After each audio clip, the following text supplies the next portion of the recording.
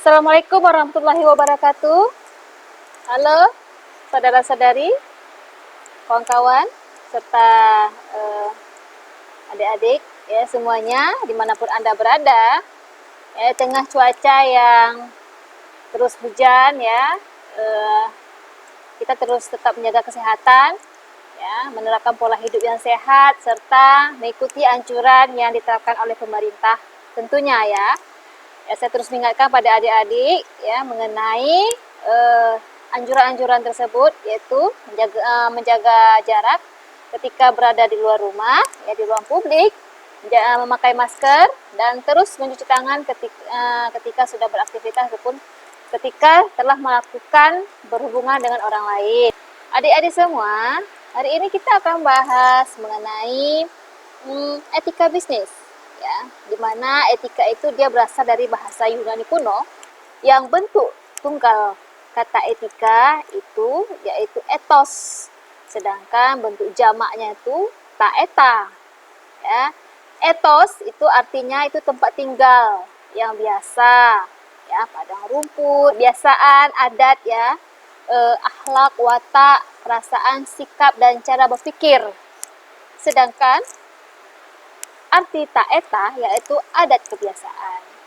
Nah, arti dari bentuk jamak inilah yang melatar belakangi terbentuknya istilah etika yang oleh Aristoteles dipakai untuk menunjukkan filsafat moral.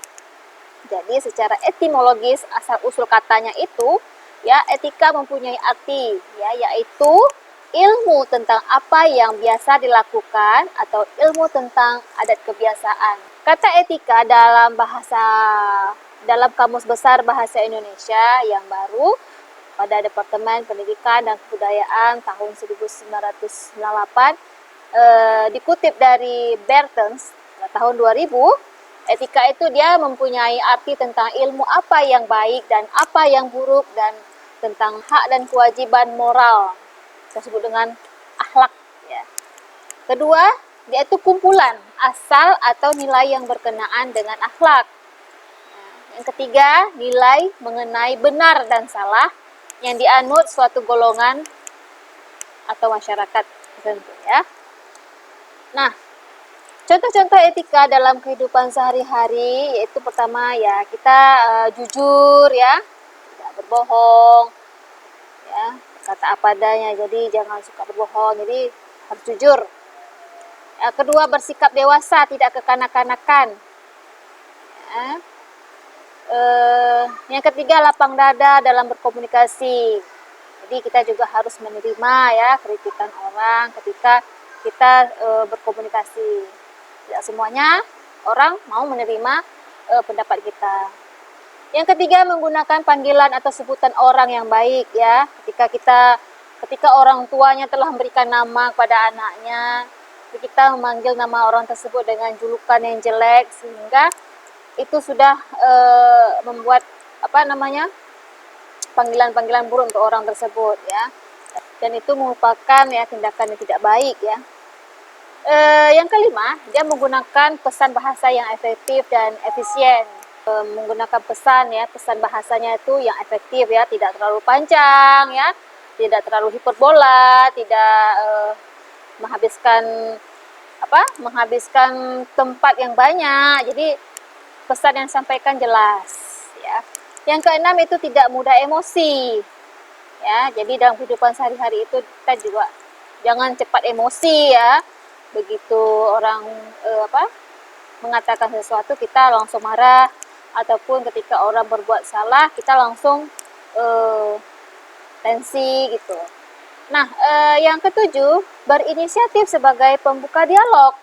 Ya, jadi kita jangan hanya menunggu seseorang yang menegur kita, tapi kita sendiri juga harus terbuka ya, menyapa seseorang, membuka pembicaraan seperti itu ya. Jangan maunya ditegur ya, mentang-mentang kita sudah senior seperti itu. Yang kedelapan itu berbahasa yang baik, ramah dan sopan ya. Jadi jangan ketus ngomongnya, jangan sok-sokan ya, sesuai dengan di mana kalian berada. Jadi jangan menggunakan bahasa yang budaya di rumah, di daerah tempat orang yang budaya adatnya tuh kental dengan nilai-nilai luhur yang sudah diberikan oleh turun-temurunnya, tapi kita tidak menghormati ya mengenai adat-adat atau kebiasaan yang dijalankan selama ini oleh adat setempat dengan bahasa-bahasa yang kasar juga kita harus jaga ya di mana kita berada. Nah, yang kesembilan yaitu menggunakan pakaian yang pantas sesuai dengan keadaan. Ya, dimana ketika ada orang meninggal ya atau ketika kita mau takziah, kita menggunakan pakaian yang seronok ya ataupun kita memakai make up ya, memakai make up yang tidak sepantasnya seperti orang kondangan ya seperti itu. Jadi sesuai deh ya pakaian ya, kita juga harus sesuai ya, setidaknya tidak vulgar, tidak apa gitu pokoknya. Ya, jadi sesuai dengan keadaan. Ketika ada orang pesta, jangan juga kita pakai pakaian yang tidak baik juga seperti itu. Ya. Yang ke-10 yaitu bertingkah laku yang baik ya. Artinya bertingkah laku yang baik itu ketika kita berada di suatu tempat, ya, kita juga harus sopan juga seperti itu. Jangan parlente ya. Jadi jangan yang sosokan lah ya, sosok Peter, sosok apa gitu. Jadi kita juga harus bisa bertingkah laku yang baik ya, bertata krama yang baik kepada di mana kita berada. Oke. Nah, pengertian bisnis ya. Kita sudah menjelaskan tentang apa itu etika. Nah, sekarang kita akan menjelaskan apa itu bisnis ya. Dalam ilmu ekonomi, bisnis adalah suatu organisasi yang menjual barang atau jasa. Ya, dia menjual barang dan jasa pada konsumen atau bisnis lainnya untuk mendapatkan laba. Nah, secara historis kata bisnis dari bahasa Inggris itu bisnis. Nah, dari kata dasar busy atau sibuk dalam konteks individu, komunitas atau masyarakat ya, dalam artian sibuk mengerjakan aktivitas dan pekerjaan yang mendatangkan suatu keuntungan. Tentunya ya, di busy artinya.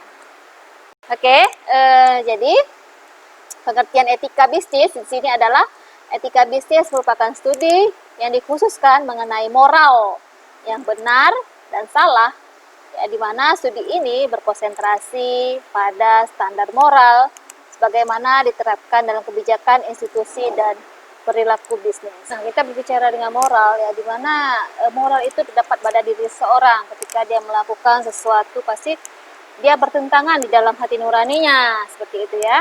Nah, standar moral sebagaimana yang diterapkan dalam kebijakan-kebijakan ya, kebijakan yang diterapkan oleh institusi dan perilaku bisnis. Jadi ketika etika ataupun aturan-aturan itu yang sudah diterapkan oleh perusahaan, oleh si pebisnis ya, dia juga akhirnya melekat pada diri dia sehingga ketika dia melakukan sesuatu dan itu menurutnya salah, dia tidak melakukannya. Ya.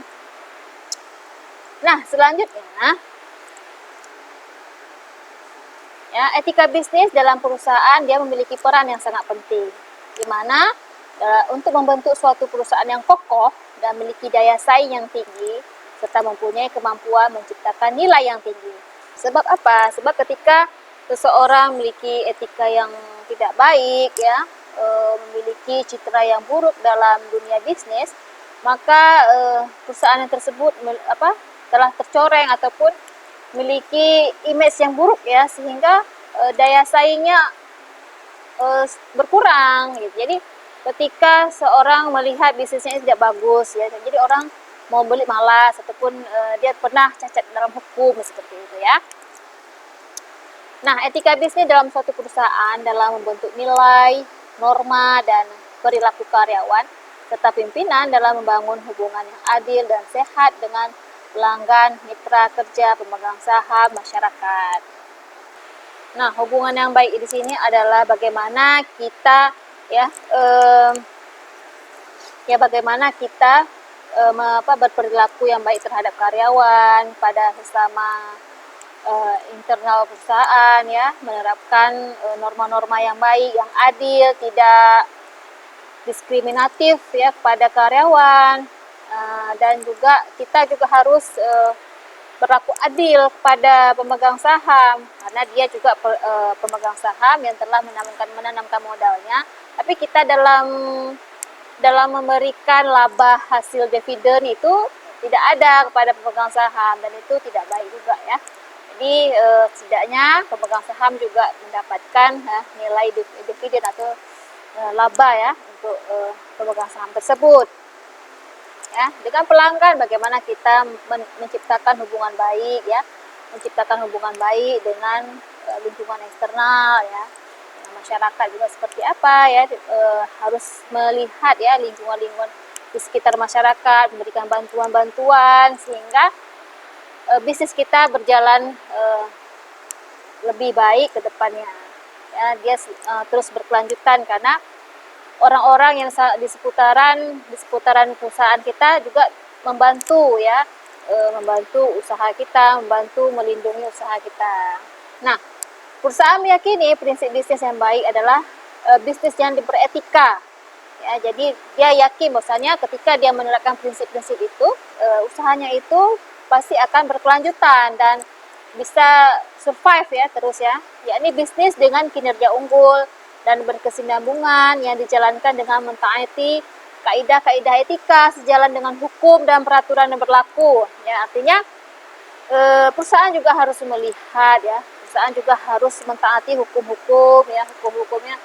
Ya, setidaknya dia tidak membuang limbah sembarangan yang mencemarkan lingkungan ya, merugikan orang-orang sekitar karena situ juga sudah melanggar hukum dan peraturan-peraturan yang berlaku di perusahaan maupun di warga setempat. Oke.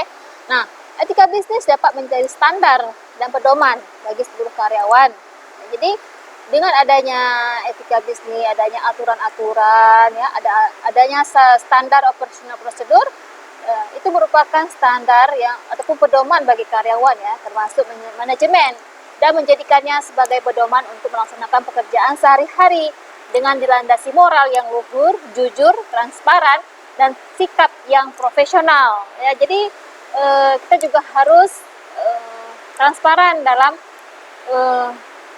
kontrak kerja ya, tidak ada yang ditutupi, tidak ada yang hal-hal yang disembunyikan. Ya, kita harus jujur dalam menyampaikan berapa gaji yang diperoleh ataupun gaji yang diberikan oleh perusahaan. Ya, jangan ketika untung saja itu didiamin ya, karena kebanyakan perusahaan hanya memikirkan keuntungan semata ya.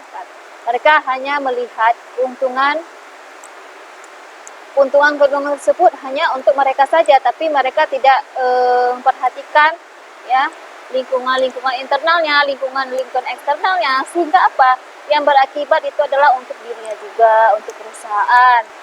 Karena ketika dia melanggar etika bisnis, yang terjadi adalah mungkin dia bisa dipidana secara hukum ya, dan mungkin juga dia akan bisa jadi usahanya itu tutup ya, karena dia tidak mentaati etika ataupun nilai-nilai moral yang ada di dalam perusahaan tersebut. Oke. Nah, dalam menciptakan etika bisnis ya, ada beberapa hal yang perlu diperhatikan, antara lain ya pengendalian diri. Jadi kita juga harus mampu mengendalikan diri ya, pengembangan tanggung jawab sosial ya, atau disebut dengan corporate social responsibility ya. Yang ketiga, mempertahankan jati diri dan tidak mudah untuk terombang-ambing oleh pesatnya perkembangan informasi dan teknologi. Jadi dengan ya berkembangnya informasi digital ya, teknologi digital ya, kita juga harus bisa memfilter mana yang baik dan mana yang buruk. Tidak semua budaya-budaya luar itu masuk pada kita sehingga kita terpengaruh olehnya. Jadi kita bisa memfilter mana yang baik dan mana yang buruk, meskipun era teknologi digital ini sudah masuk ya ke kita ya, ke dalam abad kita ini.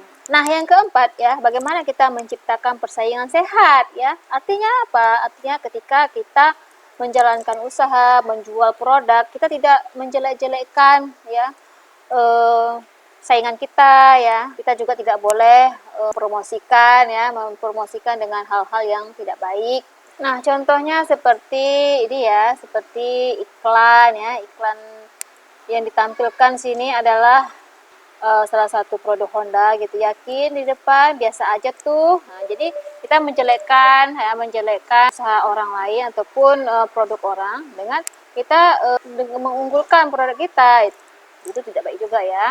Jadi ya biasa-biasa aja ya. Bagaimana kita menarik perhatian konsumen tapi tidak memburukkan ya orang lain. Jadi, seperti itu.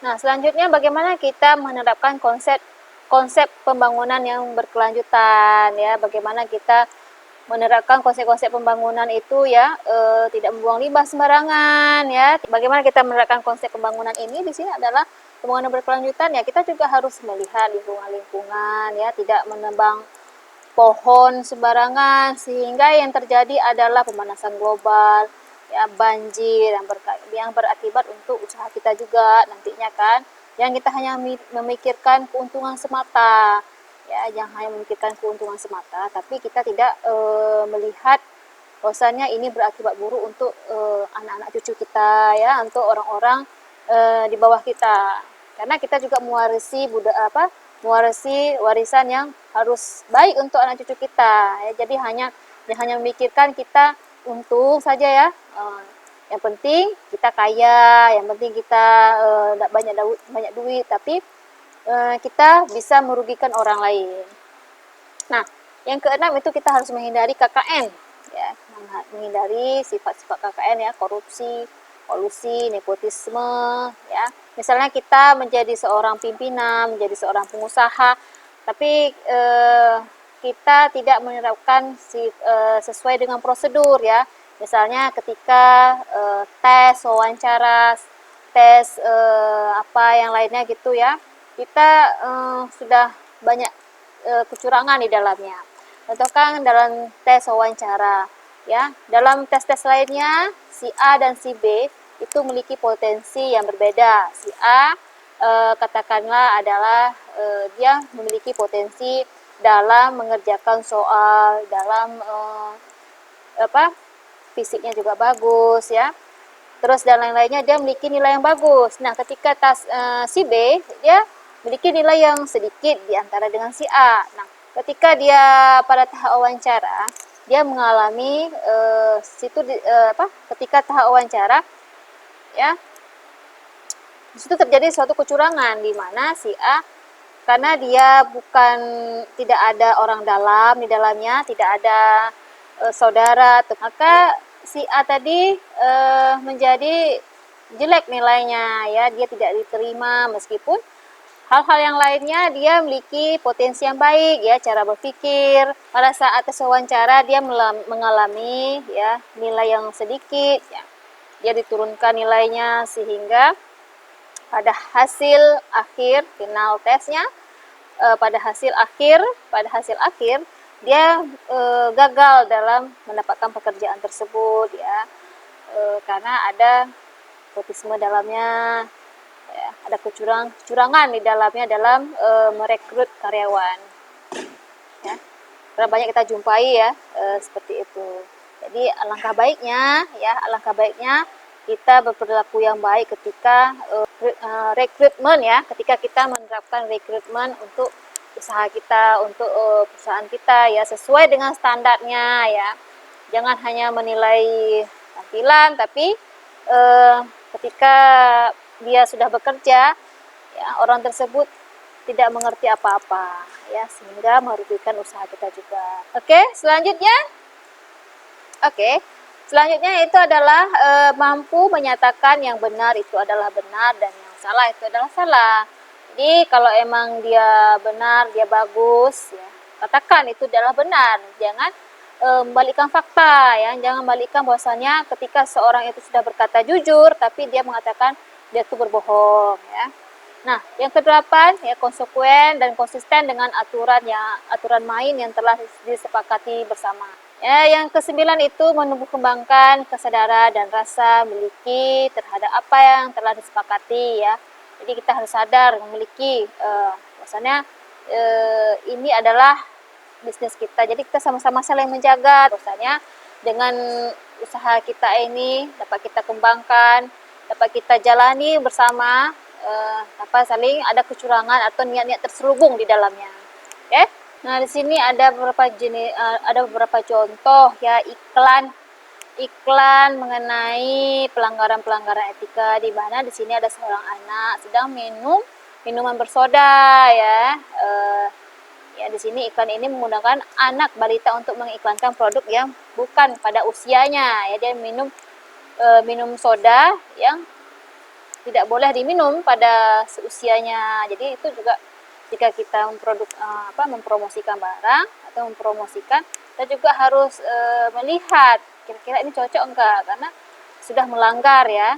Nah, kedua nih contoh iklan-iklan di sini contohnya adalah iklan samping ini juga disebut sebagai melanggar etika karena menampilkan gambar yang seronok dan vulgar ya, serta memberi kesan yang mengeksploitasi wanita karena dalam iklan tersebut ditampilkan perempuan menggunakan rok mini serta memamerkan paha dan tungkai perempuan tersebut. Jadi di sini ya terlalu vulgar ya, menampilkan yang tidak baik, yang seronok. Yang ketiga, contoh iklan-iklan yang bisa kita jumpai contohnya ini ya. Friend ya, kartu friend, nelpon pakai friend, bayaran pakai daun, kan terlalu olok-olok ya, terlalu emang ada bayar pakai daun ya, seperti itu. Jadi tidak logis ya. Nah, seperti ini juga yang udah saya sebutkan tadi, contoh iklan-iklannya ya, tidak menjatuhkan ya sesama lainnya ya.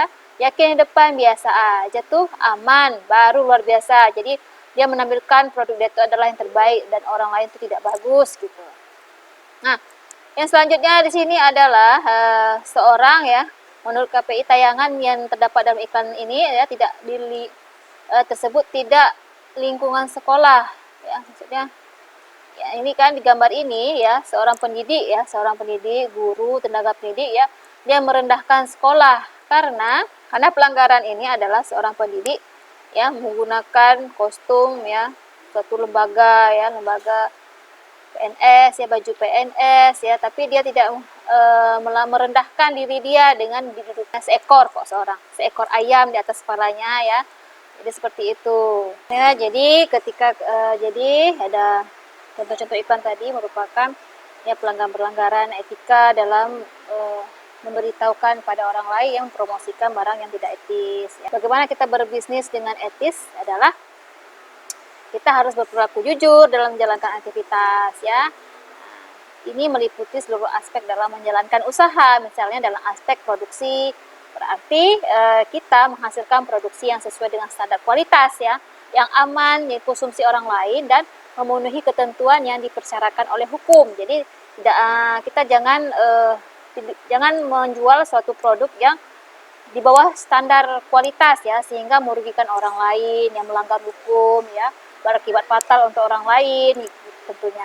Nah, kita juga harus jujur dalam berproduksi, memasarkan, dan jujur dalam membayar pajak. Jangan ketika memproduksi nilai karena kita takut ya membayar pajak, tapi kita hanya menyampaikan ya hasil-hasil itu tidak sesuai ya, fiktif, nilainya fiktif. Jadi wirausaha itu adalah sebuah perjuangan ya, dia butuh proses ya, tidak hanya 1 tahun 2 tahun, tapi dia prosesnya tuh lama, bisa jadi 5 tahun ya, 3 tahun. Jadi jangan hanya mikirkan keuntungan semata yang merugikan orang lain, ingin profitnya cepat seperti itu ya. Ya setidaknya kita menjual bisnis-bisnis yang halal ya, jujur, halal ya, tidak fiktif ya, berbohong pada orang lain sehingga kita menjadi kaya cepat ya. Apa kita kaya cepat, tapi intinya di akhir episode kita menjadi gagal dan mati di tempat. Ya, contohnya ketika kita menjual tiket dengan harga yang murah ya, agar penumpang banyak, tapi kita tidak menerapkan standar-standar penerbangan, standar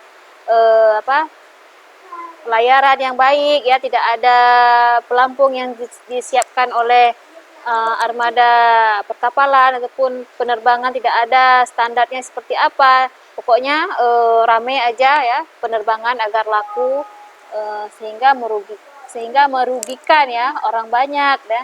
Jadi tidak sesuai dengan kapasitasnya. Ya. Jadi pertanyaan-pertanyaan yang perlu yang direnungkan oleh calon wirausaha itulah, apakah benar ada cara yang instan yang halal untuk menjadi kaya? Apa yang dilakukan orang agar ia menjadi kaya? Apakah dengan kaya otomatis Anda menjadi wirausaha? apakah Anda sudah pantas atau sudah saatnya hidup bergelimang harta. Ya, di sini berusahalah dengan memegang teguh nilai-nilai etika ya.